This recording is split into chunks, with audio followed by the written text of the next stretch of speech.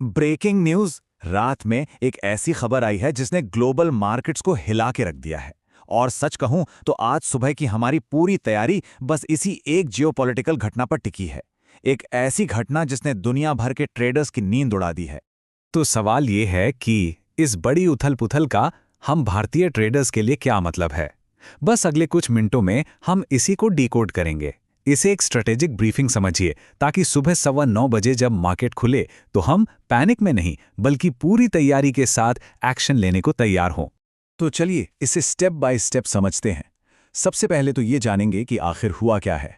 फिर देखेंगे कि ग्लोबल मार्केट्स पर इसका असर कैसा पड़ा, कौन से सेक्टर्स हैं जो आज फोकस में रहेंगे, और हाँ, निफ्टी और बाइंग निफ्टी के लिए हमारी स्ट्रैटेजी क्या होनी चाहिए, और सबसे जरूरी आखिर में एक clear cut pre market action plan. तो सबसे पहले हुआ क्या है, चलिए उन पक्की खबरों पर एक नज़र डालते हैं जो देर रात आईं और सच मानिए पूरी दुनिया को अलर्ट पर डाल दिया। देखिए, खबर तो सीधी है लेकिन इसके असर बहुत गहरे हैं। तेहरान में यूएस इजराइल के जॉइंट एयर स्ट्राइक्स कंफर्म हो गए हैं और इसमें ईरान के सुप्रीम लीडर की मौत हो गई। ईरान का जवाब भी जाहिर है बहुत तीखा था। उन्होंने कहा है कि दुश्मन के ठिकानों को कुचल देंगे, और सिर्फ कहा नहीं, एक्शन भी दिख रहा है।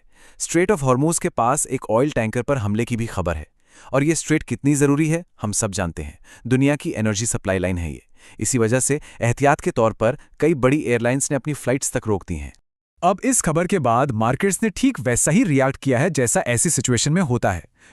जब भी डर का माहौल बनता है तो पैसा रिस्क से निकलकर सेफ्टी की तरफ भागता है। और सेफ हेवन का राजा कौन है? जाहिर है सोना। स्पॉट गोल्ड में रातों रात 0.25% का जबरदस्त उछाल आया है। ये एक क्लासिक फ्लाइट टू सेफ्टी का उदाहरण है। और सोने के ठीक उलट इक्विटी मार्केट्स का हाल देखिए। सिंगापुर में जो निफ्टी 50 फ्यूचर्स ट्रेड हो रहे हैं, उन्होंने फौरन रिएक्ट किया और 1.25% से ज्यादा नीचे चले गए। ये एक साफ इशारा है कि आज सुबह इंडियन मार्केट्स एक बड़े गैप डाउन के साथ खुलने वाले हैं। और जो डर का बैरोमीटर है, हमारा इंडिया विक्स, वो भी कहाँ शांत बैठने वाला था। उसमें भी 5% का उछाल आ गया है।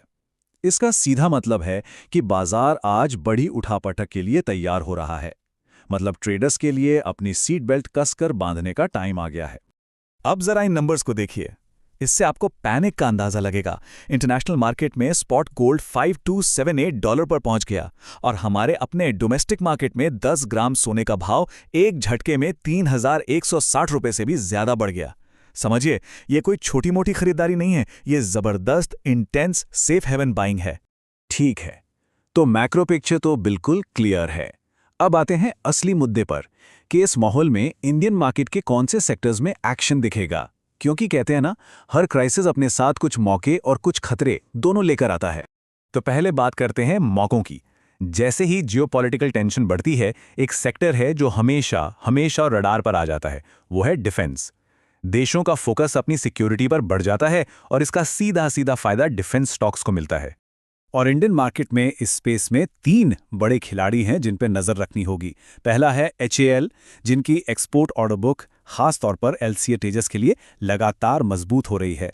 दूसरा BEL, जो हमारे रडार और मिसाइल सिस्टम्स के लिए एक बहुत ही क्रिटिकल सप्लायर है। और तीसरा डेटा पैटर्न्स, ये हाईटेक स्वदेशी डिफेंस इलेक्ट्रॉनिक्स में एक निश प्लेयर है, बहुत खास कंपनी है। और ये कोई छोटी मोटी बात नहीं है। जरा ये आंकड़े देखिए। सरकार का टारगेट है कि 2030 तक डिफेंस एक्सपोर्ट को 50,000 करोड़ रुपए तक ले जाना है। अब इस तरह का जो ग्लोबल तनाव है, वो इस टारगेट को हासिल करने की रफ्तार को और भी तेज कर सकता है। अच्छा, दूसरा कौन सा सेक्टर है जो विनर हो सकता है? गोल्ड फाइनेंस कंपनियां। और इसका लॉजिक बहुत ही सिंपल और सीधा है। सोने की आसमान छूती कीमतें। यहां सिर्फ सोने की कीमत की बात नहीं है। इन कंपनियों के लिए तो एक तरह से डबल फायदा है, जिसे डबल टेल विंड कहते हैं। पहला, सोना महंगा हुआ तो इनके पास जो गिरवी रखा सोना है उसकी वैल्यू बढ़ गई, लोन बुक की वैल्यू बढ़ गई। और दूसरा, RBI ने जो अनसिक्योर्ड लोन पर नियम सख्त किए हैं, उसके बाद लोग वैसे भी गोल्ड लोन की तरफ ज्यादा जा रहे हैं। और इसका सबसे बड़ा सबूत, मुथूट फाइनेंस ने अपनी ग्रोथ गाइडेंस को 15% से सीधा डबल से भी ज्यादा 30-35% कर दिया है। ये सेक्टर के मजबूत मोमेंटम को दिखाता है।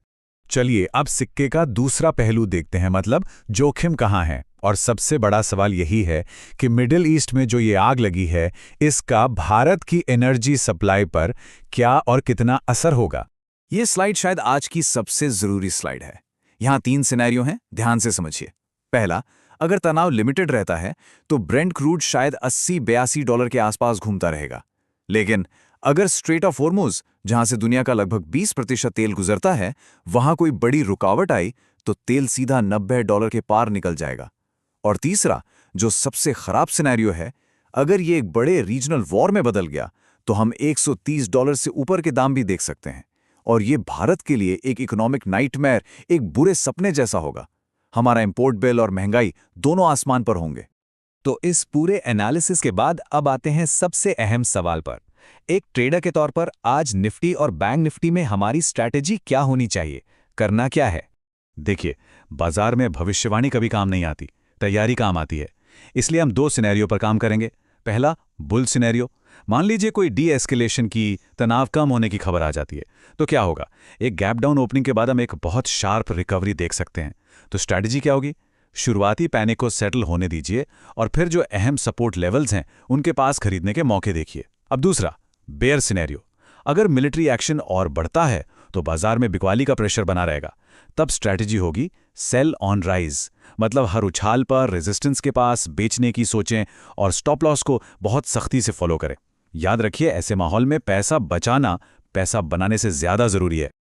लेकिन हाँ, एक बात हमेशा याद रखनी चाहिए, जैसा कि इस कोटेशन में भी कहा गया है, बाजार की याददाश्त बहुत छोटी होती है। अक्सर जियोपॉलिटिकल झटकों पर शुरुआती पैनिक के बाद बाय द डिप वाले, यानी गिरावट में खरीदने वाले, एक्टिव हो जाते हैं। इसलिए आंखें बंद करके सिर्फ मंदी का दांव लगाना भी बहुत भारी पड़ सकता है। हमें फ्लेक्सिबल रहना होगा। तो अब इन सब बातों को एक साथ समेटते हैं। मार्केट खुलने से पहले आपकी टेबल पर एक बिल्कुल क्लियर एक्शन प्लान होना चाहिए। तो ये रही आपकी प्री मार्केट चेकलिस्ट। चलिए, इसे एक 5 स्टेप रूटीन बना लेते हैं। नंबर 1, सबसे पहले ग्लोबल क्यूज देखिए, एशियन मार्केट और यूएस फ्यूचर्स। पता चलेगा कि हवा किस तरफ बह रही है। नंबर 2, अपनी कमोडिटी स्क्रीन पर ब्रेंट क्रूड और गोल्ड की लाइव कीमतें लगाकर रखिए। नंबर 3, अपने चार्ट्स खोलिए और आज के लिए निफ्टी और बैंक निफ्टी के सबसे जरूरी सपोर्ट और रेजिस्टेंस लेवल्स को मार्क कर लीजिए।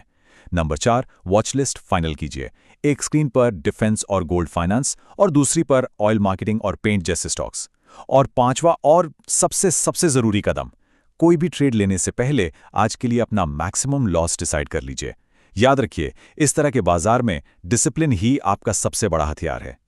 तो आज का सवाल यही है, जब हर तरफ डर का माहौल हो तो एक स्मार्ट ट्रेडर मौके कहाँ ढूंढता है? क्योंकि अक्सर डर में ही सबसे बड़ा मौका छिपा होता है। सोचने वाली बात है ना?